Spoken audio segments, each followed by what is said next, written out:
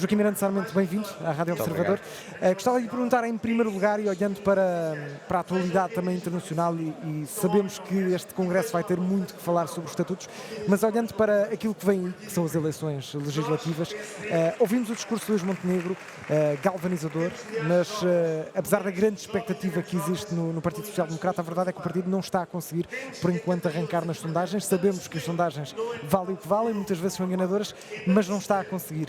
Como é que, tendo em conta todo o contexto, não é, de um governo que cai, de um país que está fragilizado em vários domínios, como é que explica esta dificuldade do PSD em arrancar, em ter logo um impacto imediato nas sondagens?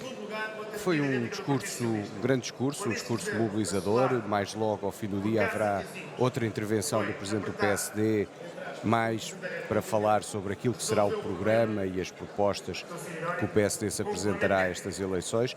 Faltam ainda mais de 3 meses para as eleições, há toda uma dinâmica de campanha, ainda não sabemos quem será o candidato a Primeiro-Ministro do lado do Partido Socialista. Ainda assim, uma sondagem que dá alguma vantagem a Pedro Nuno Santos face a Luís Montenegro. Enfim, não querendo desvalorizar o trabalho de quem faz sondagens, o track record delas não é propriamente muito positivo. Eu creio que, olhando, vamos admitir que é Pedro Nuno Santos que ganha a contenda interna do Partido Socialista, enfim, se isso acontecer, os portugueses serão colocados perante uma escolha relativamente clara e objetiva. Luís Montenegro ou Pedro Nuno Santos. E eu creio que aquilo que os portugueses perguntarão é como é que alguém que há menos de um ano, ainda não fez um ano, teve que se demitir de Ministro das Infraestruturas por uma atrapalhada enorme. Como é que alguém que não serve para Ministro das Infraestruturas pode servir ao país para Primeiro-Ministro? Como é que alguém foi irresponsável na forma como geriu quer o processo do aeroporto, quer o processo da TAP? Alguém que mentiu aos portugueses, por isso não sabia da indenização e depois mandou o seu secretário, pediu uma auditoria, um inquérito à inspeção do próprio Ministério e depois mandou o seu secretário de Estado ir escrever as conclusões dessa inspeção. Alguém que disse que não sabia da indenização e afinal sabia e tinha autorizado de uma forma absolutamente leviana e irresponsável. Como é que alguém que tem este percurso como Ministro, que não serviu para Ministro, pode querer servir para Primeiro-Ministro? A escolha dos portugueses vai acabar por ser relativamente... Apesar do que diz, e voltando às sondagens, o PSD continua taco a taco com o PS, ou às vezes até atrás, mesmo neste contexto. Isso significa o quê? É um problema do PSD, um problema de Luís Montenegro.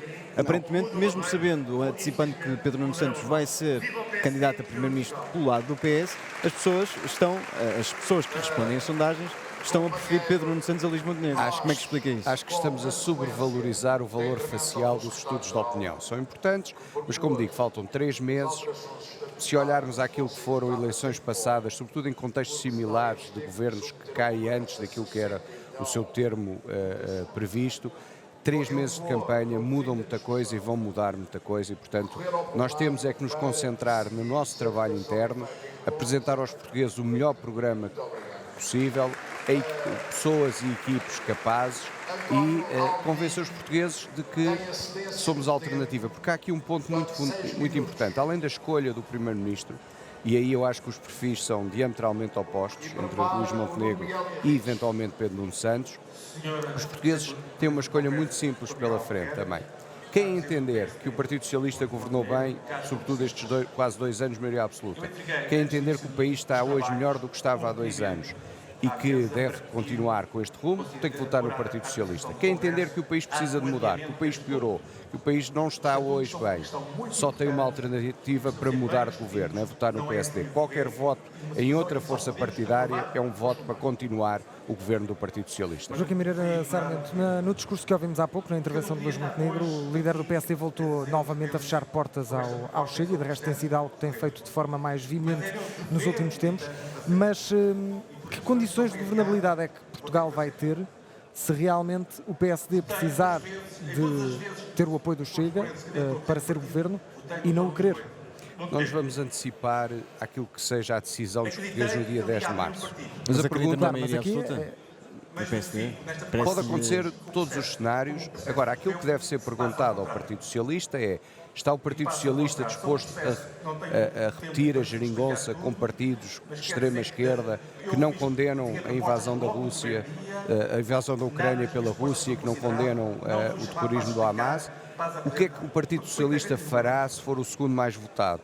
Apoiará um governo minoritário do PSD? Portanto, do Mas isso lado do temos que Partido perguntar ao Partido Socialista, Socialista, não é? do nosso Perguntando- lado, perguntando ao PSD, não, do PSD. nosso lado a resposta é muito simples. Luís Montenegro governará se for o mais votado, governará com o máximo de apoio possível, excluindo o Chega. É tão simples Portanto, quanto imaginando isto. que o Luís Montenegro é o mais votado, mas não tem maioria parlamentar, e do outro lado temos um PS que conseguirá essa maioria parlamentar com uma possível geringonça 2.0.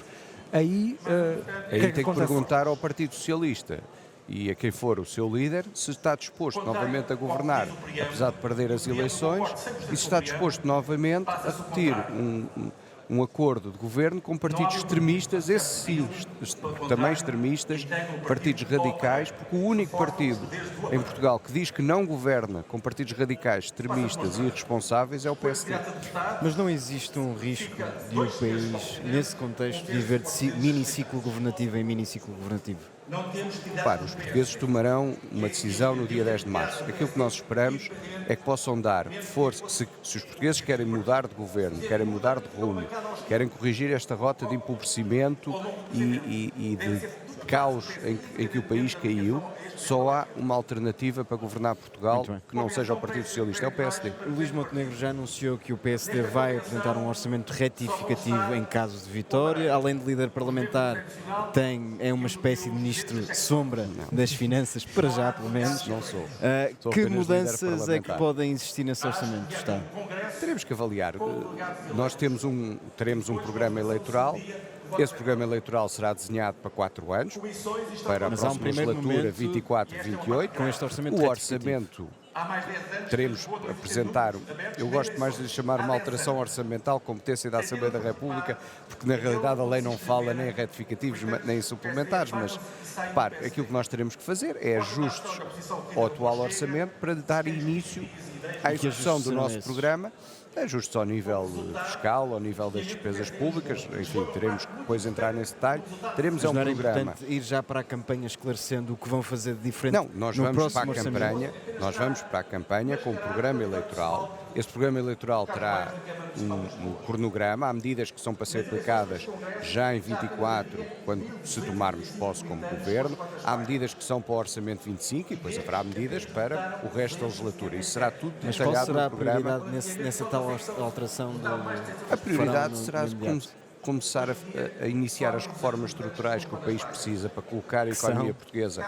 reformas estruturais Que eu são tenho, essas? que eu tenho dito abundantemente, e de muita gente, a redução dos custos de contexto, melhoria da justiça económica, melhoria do capital humano, Isso não pode ser reforma do confundido sistema com fiscal. o velho debate sobre o corte nas gorduras do Estado. Não, isso é outra coisa. O que estamos a falar é que há fatores que afetam a produtividade e a competitividade da economia portuguesa. Portugal tem, na União Europeia, o quarto salário médio mais baixo e tem também a quarta produtividade mais baixa. Há aqui uma correlação muito forte.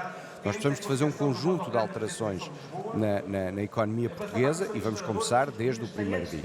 Do ponto de vista do Orçamento de Estado, além da execução desse programa de reforma da produtividade e da competitividade da economia portuguesa, vamos também começar a dar passos no desagravamento fiscal que temos defendido. Precisamente, é de esperar que haja já uma redução do IRS, como o PSD defende, nesse tal orçamento retificativo, entre muitas aspas. Nós apresentámos em setembro, para 23 e 24, uma redução de IRS que o Governo para 23 não executou e para 24 copiou, mas copiou mal, porque copiou de maneira diferente e pior.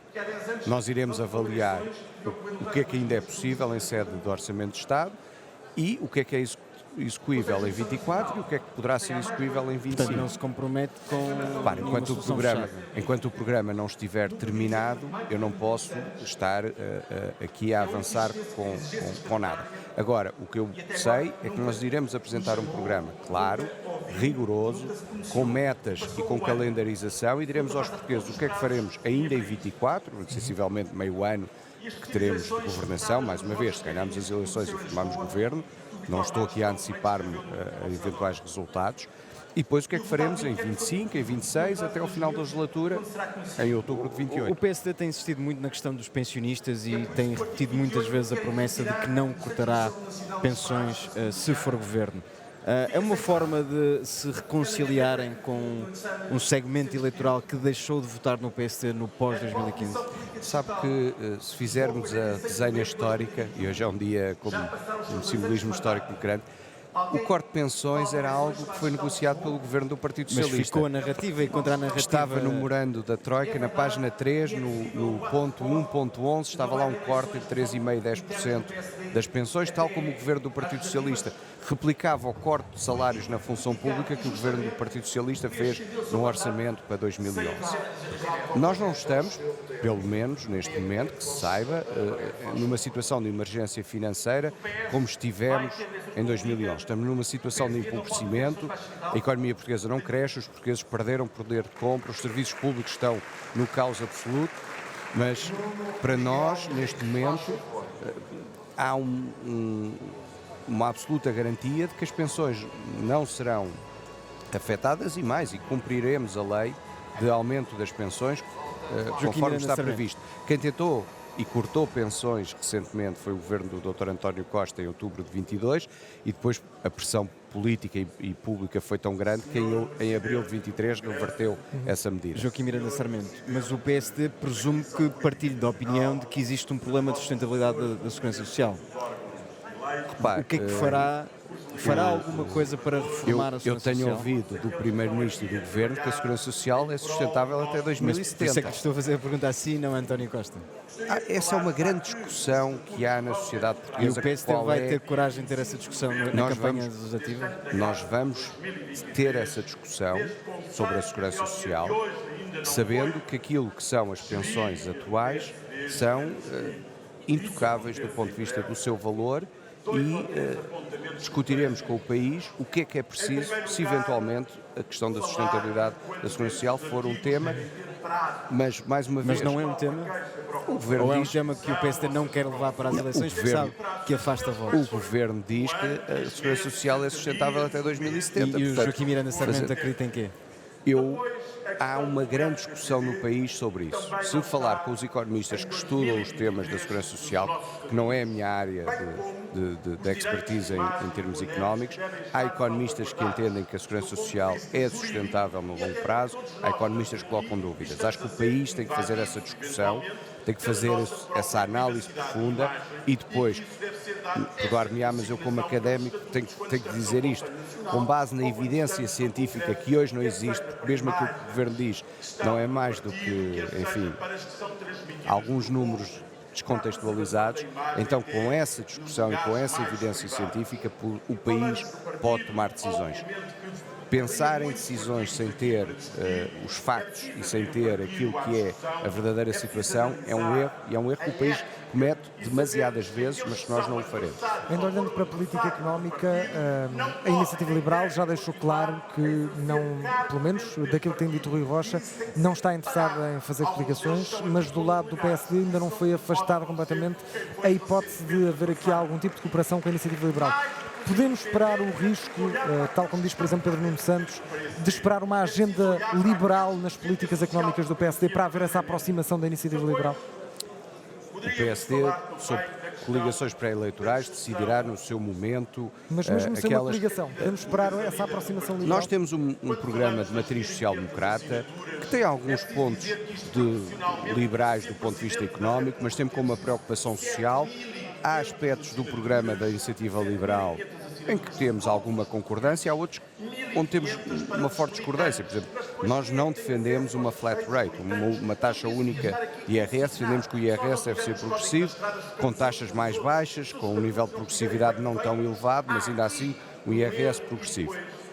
E, portanto, Nós manteremos-nos fiéis àquilo que é a nossa matriz social-democrata, o nosso programa será autónomo e é esse programa que nós colocaremos à votação no dia 10 de março. Quanto a coligações pré-eleitorais, já sabemos que do lado da Iniciativa Liberal não há pelo menos essa vontade. Do lado do PSD, CDS-PP, já há alguma conversa? A seu tempo, os órgãos próprios do partido discutirão esse tema e tomarão uma decisão. E a sua vontade? Essa guardo Joaquim para os Miranda órgãos Sarmento. próprios e para o Presidente do partido, não antecipo aqui. Joaquim Miranda Sarmento, ainda assim, sobre eventuais coligações com a Iniciativa Liberal, uma das críticas que Pedro Nuno Santos está a fazer repetidamente, e por isso é que recupero aqui a questão do André Maia, é que pode haver uma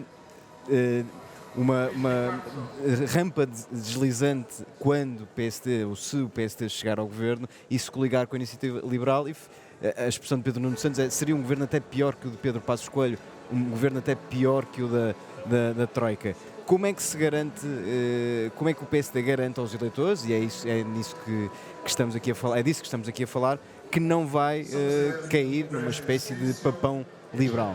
Eu acho que a rampa deslizante existe do outro lado. Pedro Nuno Santos é que pode agora apresentar-se com umas vestes de moderado e de social-democrata quando ele é um radical esquerdista. E, portanto, aquilo que os portugueses devem perguntar, essa rampa deslizante não está do outro lado, não está num Pedro Nuno Santos que se apresentará, ou apresenta-se neste momento, como um socialista moderado e que, se puder, vai fazer uma coligação com os partidos radicais de esquerda. Curiosamente, Pedro Nuno Santos falou do governo de Passos Coelho, aquele que tirou a Troika, podia ter falado do governo que ele apoiou, de José Sócrates, trouxe a Troika. Esse sim seria trágico repetir, seria trágico para o país ser repetido.